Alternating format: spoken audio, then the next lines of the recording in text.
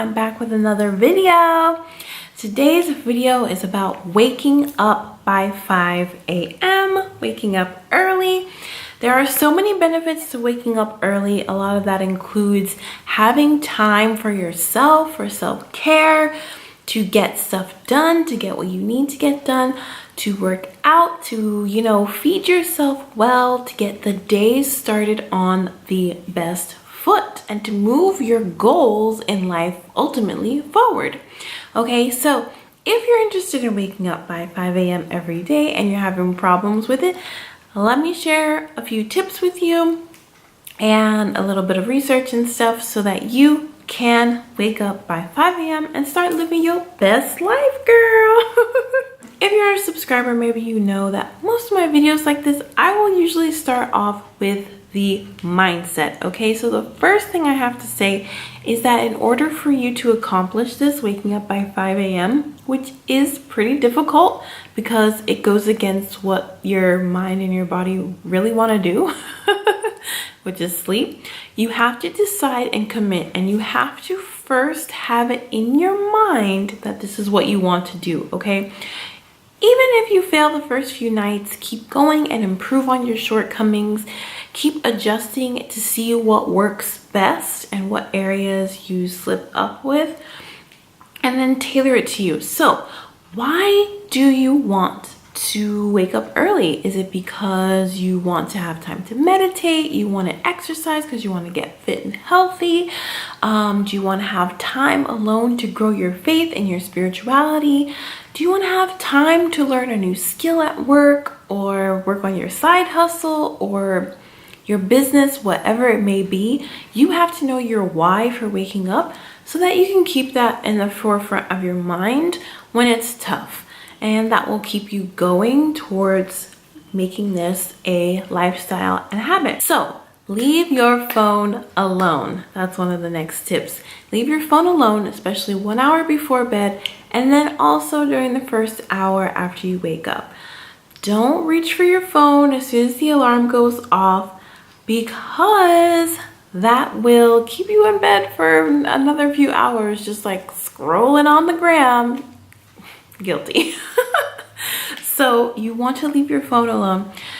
The light from your screen in the evenings, we all know that it suppresses your melatonin production, which is a hormone that's responsible for helping us to get our sleep and helping us to feel sleepy and rest. Okay, so when you're looking at those blue lights from the phones and the tablets and the laptops, that is pushing your sleep time away. Okay, so you don't want to use that the last hour before bed, and when you wake up, you don't want to even give it a second thought. Just jump out of bed immediately. Don't lay in bed thinking about it. Once the alarm goes off, turn off the alarm, jump out of bed, go straight to the bathroom, brush your teeth, wash your face, or go straight downstairs, make your tea, or go straight to your closet for your gym clothes, or straight to the other room for meditation. Whatever it is that you're doing, just jump out and go. Don't let yourself rationalize why you should stay in bed.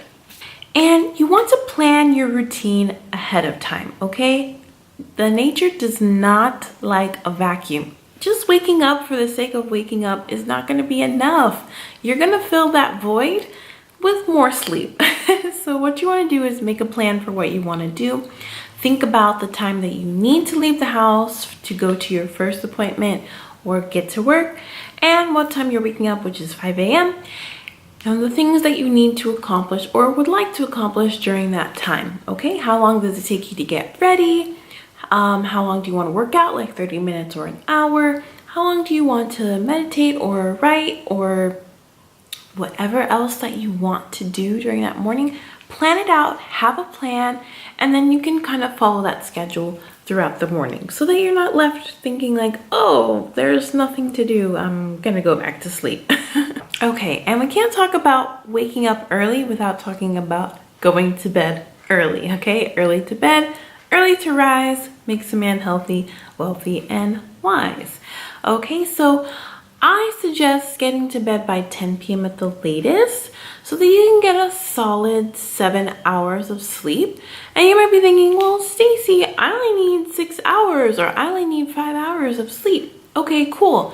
But you have to realize that our body is on sleep cycles, okay? So even it's not just the number of hours that matters, but the quality of the sleep and how many complete cycles you can finish before you wake up. So when you're changing your sleep or your wake up time to later, you're interrupting those cycles.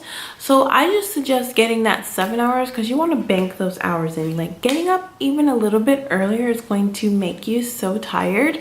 So you're going to need that extra sleep, especially at first during the transition, to make sure that you're not exhausted by the time you wake up, and so that you had enough time to go through your sleep cycles. Okay? So with that being said, that means that you need to start winding down by about 9 p.m., starting your night routine. That's when you're going to put away your screens, like we said before, and start getting yourself ready for bed so that you can be asleep by 10. Next, I would say it's super important to have a little bit of fun in the mornings so that you have something to look forward to. Again, this is all about your brain and your habits and kind of trying to outsmart your brain. Our brains are hardwired to seek pleasure and avoid pain, and waking up earlier than we normally would is a painful experience for the brain, and so the brain will try to avoid that.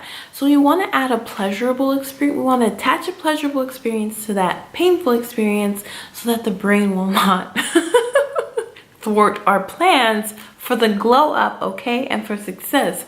So what you want to do is maybe like put on some good music, dance around a little bit, do something like, I don't know, maybe like preparing your favorite coffee drink. Do something that is pleasurable and fun for you so that you have something to look forward to waking up early.